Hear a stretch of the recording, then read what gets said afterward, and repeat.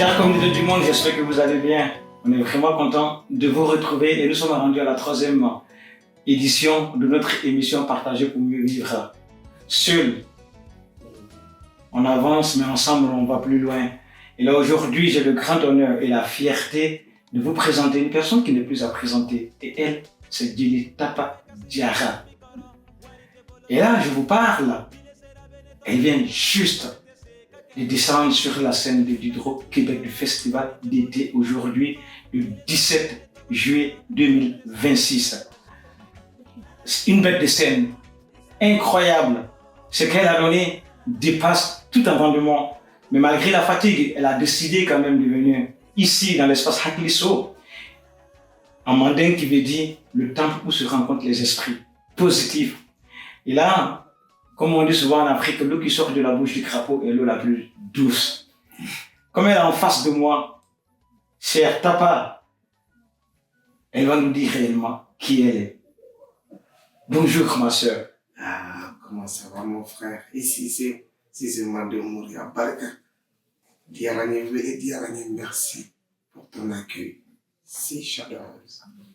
Waouh, vraiment incroyable. C'est moi qui te remercie à travers la grande communauté du monde. Parce que moi-même, je fais souvent des spectacles et l'énergie que tu as donnée, si c'était moi, j'étais déjà au lit. Ça, c'est sûr. Mais tu t'es dit, j'arrive. Comme c'est une collectivité, c'est un projet culturel, tu dis c'est vraiment important. Et moi, je me suis dit que c'est vraiment important que tu sois là. Et d'abord, je tenais vraiment à te dire vraiment merci d'être venu. Malgré la fatigue, tu es là, il se fait tard. Et moi, j'ai eu une question à te poser. D'habitude, quand tu n'as pas de caméra, je te vois. Mais là, je vais te tutoyer. Pour ne pas que les gens disent, oh, peut-être qu'il la connaît. Ah oui. Tu vois, tout ça. Là, je vais vraiment te tutoyer.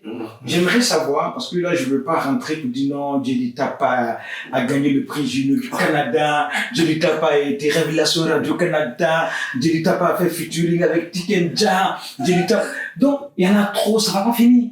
C'est ça. Et là, la seule chose que j'aimerais savoir, d'où vient Tapa, où est-ce qu'elle est arrivée, et où est-ce qu'elle s'en va.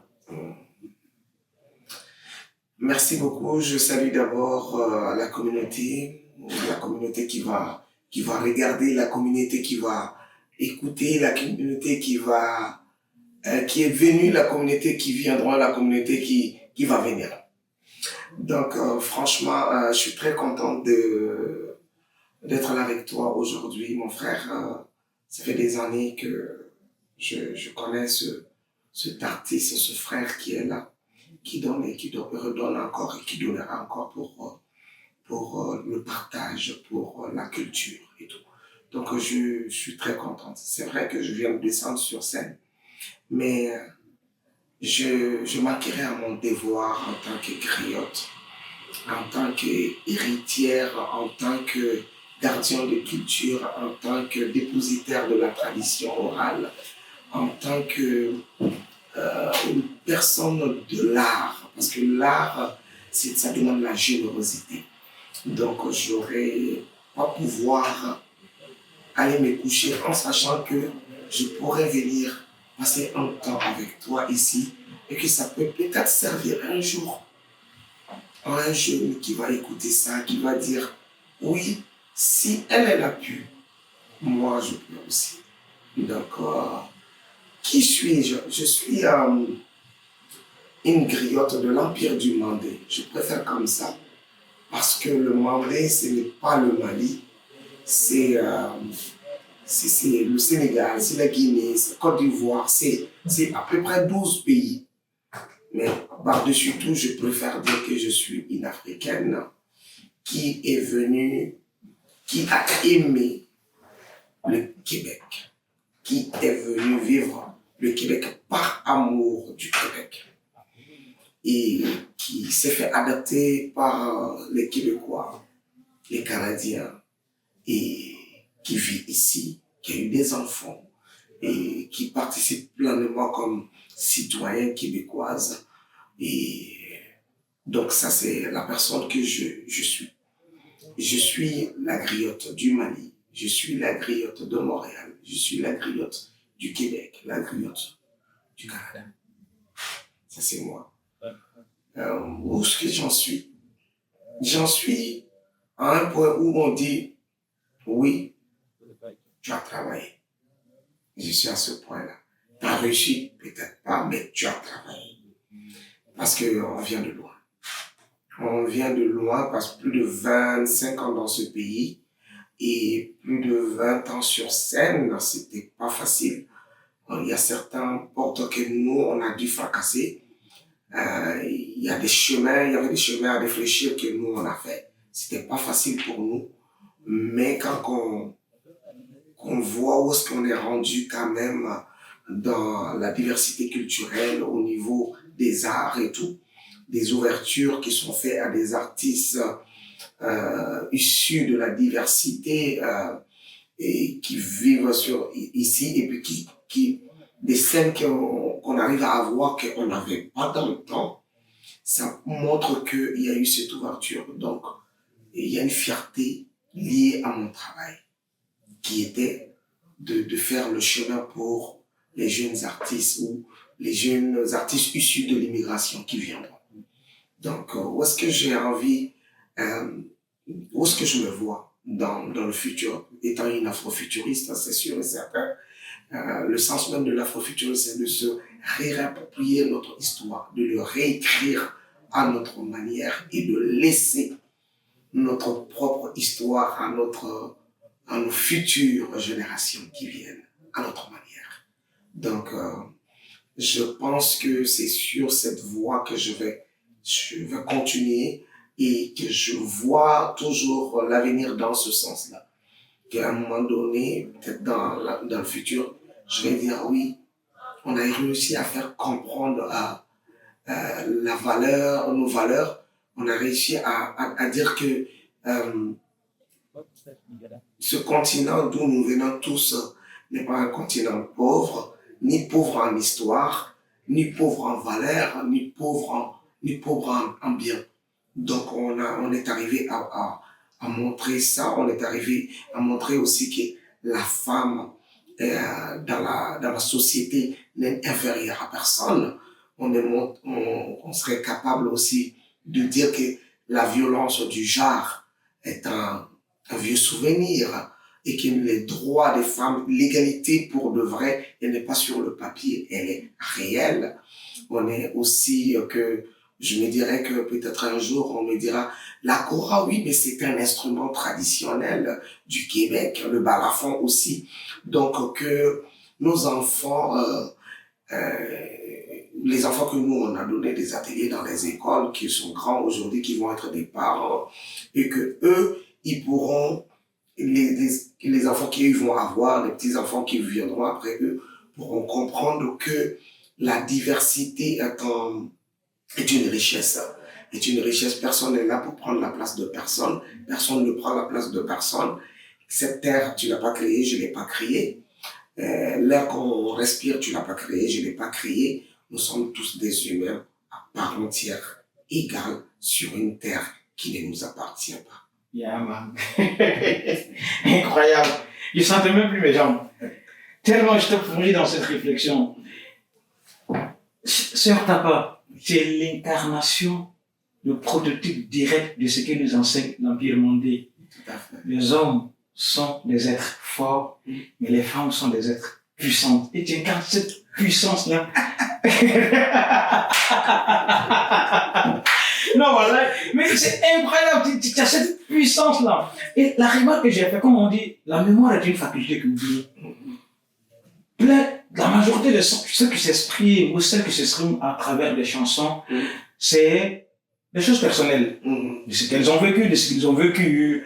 On chante un peu de ce qui est dans la société, notre peine, notre amour, les mystères de la vie, les bons, les mauvais, tout ça.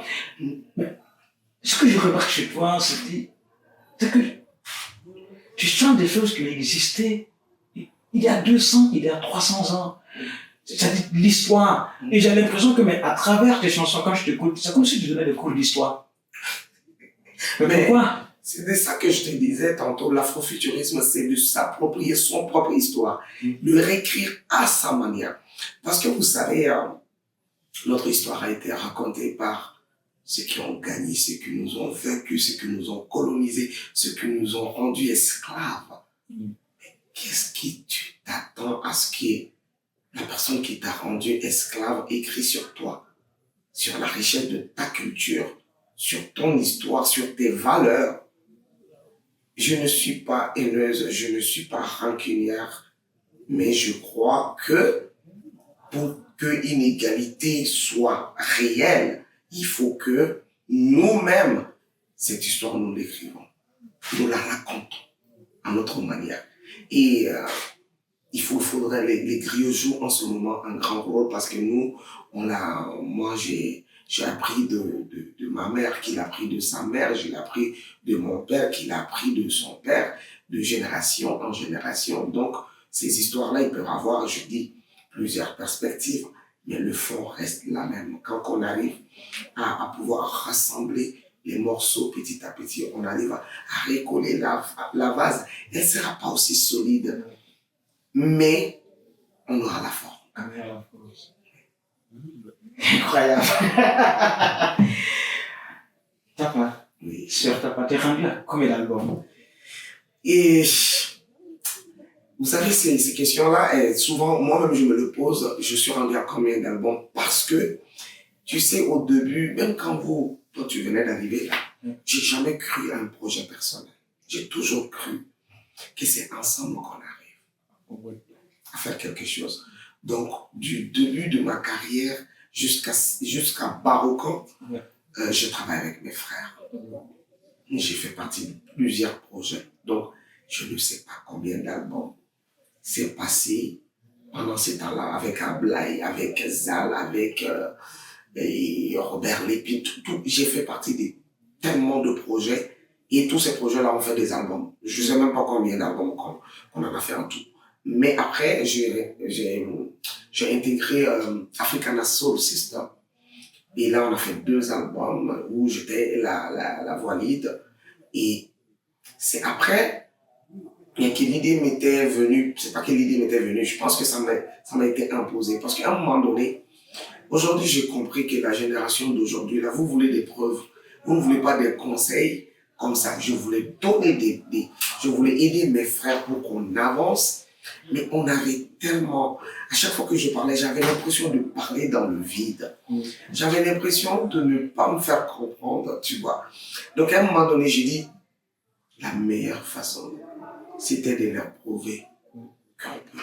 Oui. Donc, c'est là que je suis vraiment allé en solo. Oui. Parce que je me dis, ok, je dis, ça reste des théories.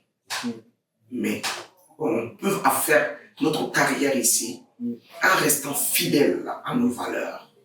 Parce que je n'ai pas choisi le Québec par hasard. Parce que les mêmes valeurs que j'avais chez moi, je les retrouve ces valeurs-là ici. C'est pour cette raison que j'aime le Québec. Et tous mes amis, tout le monde qui m'entoure pourront vous le dire, n'importe où que j'y vais en dehors du Québec, j'ai hâte de revenir.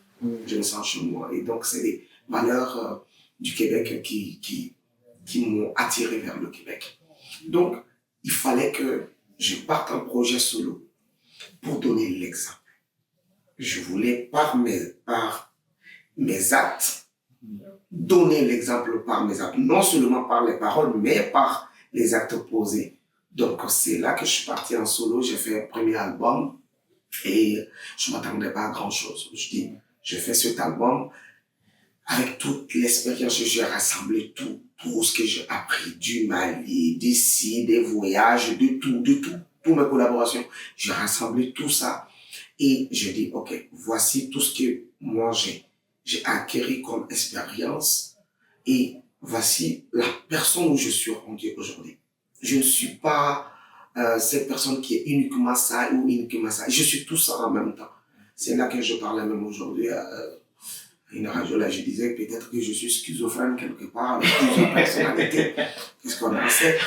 Parce qu'il y a cette dualité en moi là qui a plusieurs façades. Donc j'ai rassemblé tout ça là. Je dis ok, je me présente avec mes différents visage, je me présente tel que je suis.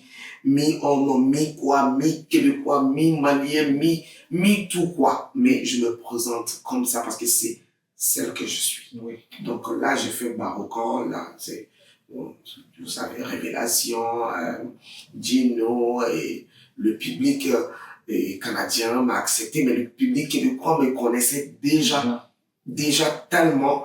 Et même quand j'ai été à Révélation, il y a une question qui est sortie une fois, on me dit, ça se voit que tu as fait beaucoup de barbecue. Hein. Je dis, j'en ai calciné pas mal de viande aussi. Ah bon? Je dis, si j'ai fait du barbecue, là, c'est... Oui, ça se voit que j'ai fait beaucoup de barbecue, mais ça se voit aussi que j'en ai calciné pas mal de viande.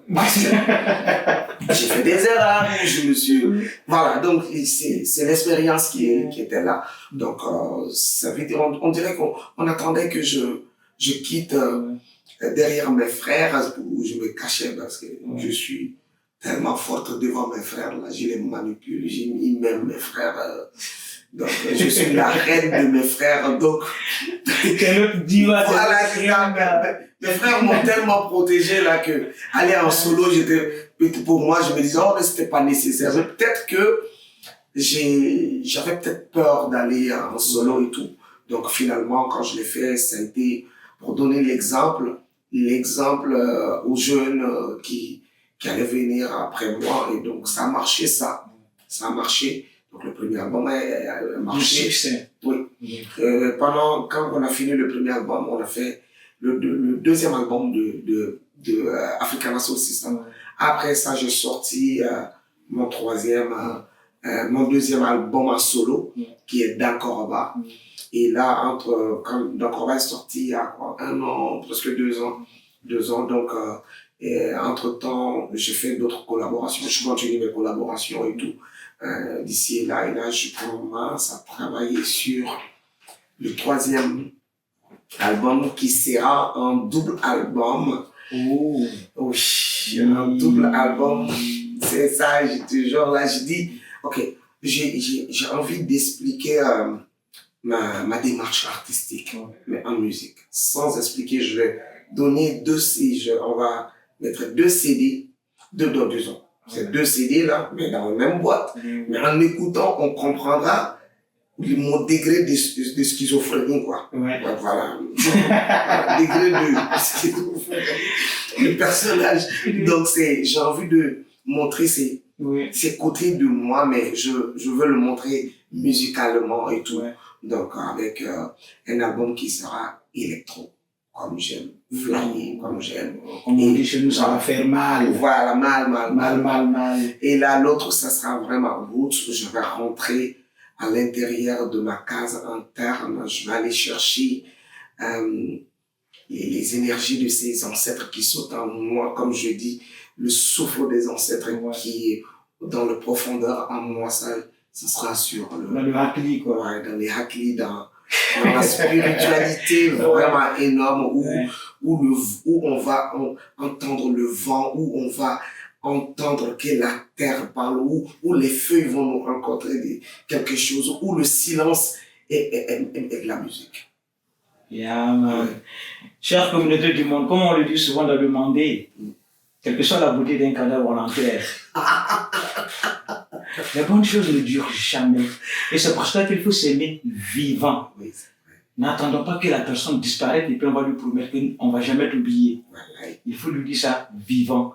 Et moi, je dis ça à ma soeur, étant vivant. Je t'aime, t'es dans mon cœur. Oh, je t'aime aussi.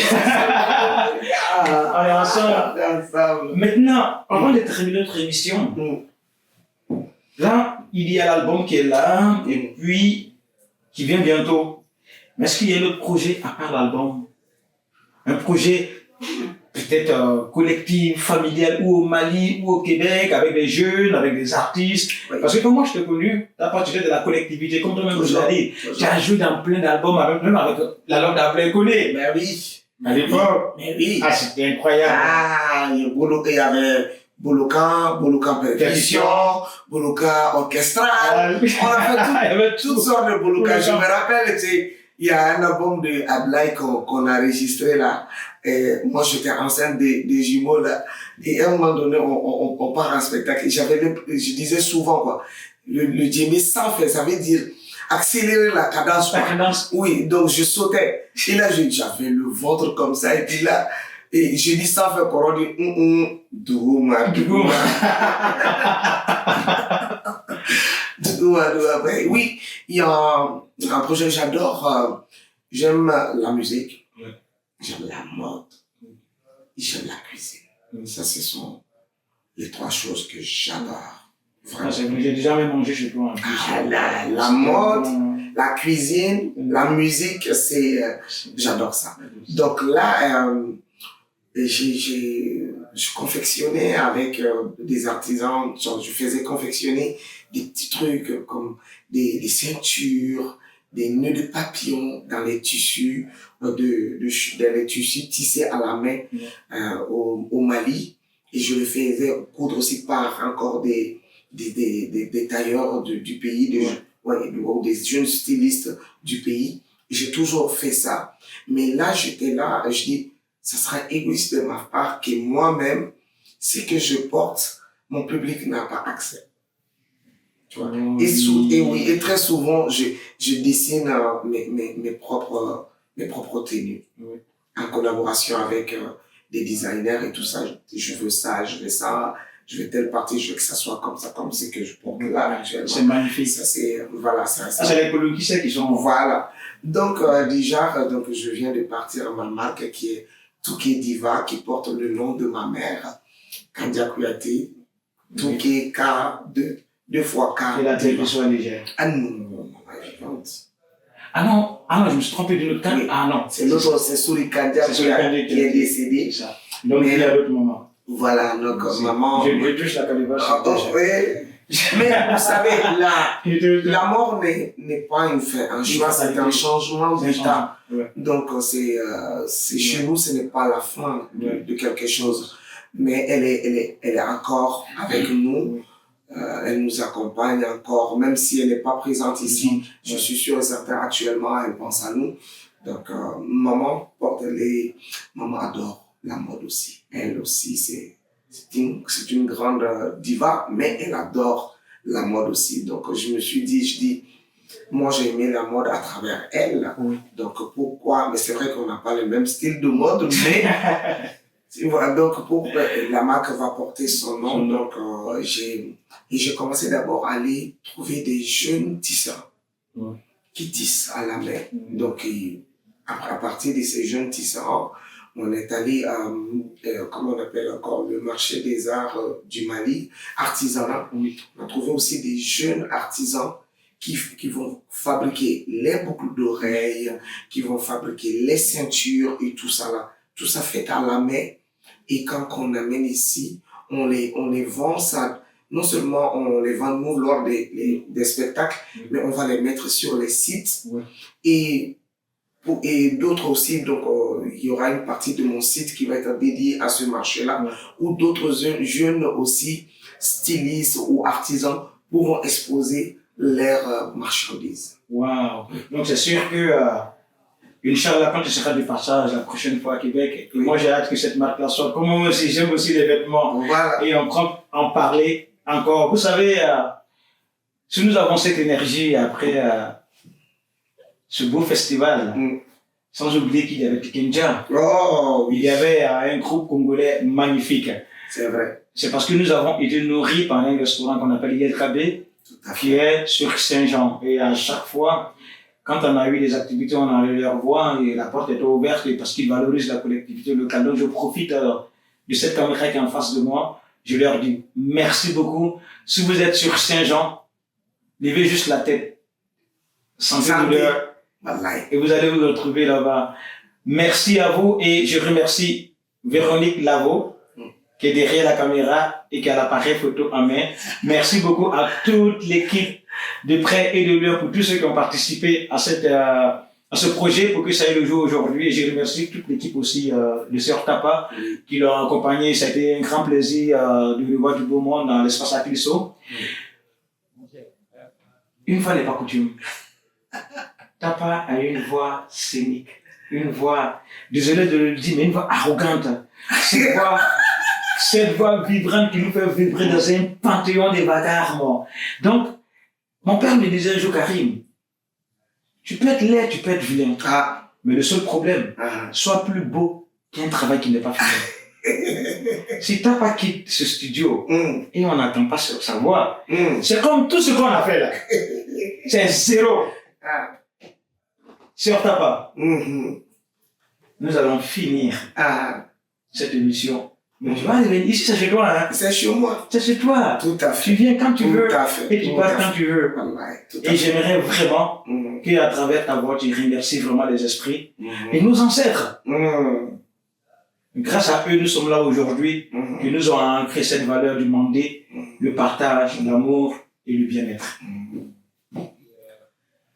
Hakiliso lenini hakiliso kanyenyo nabe hakilimayala hakiliso lenini hakiliso kanyenyo nabe nina hakilimayala kangamolori nyawama hakilimayala kangabe kukelena hakilimayala kangamolori nyawama hakilimayala Akiliso lenindi, akiliso, kama venkelewa, akilimaya.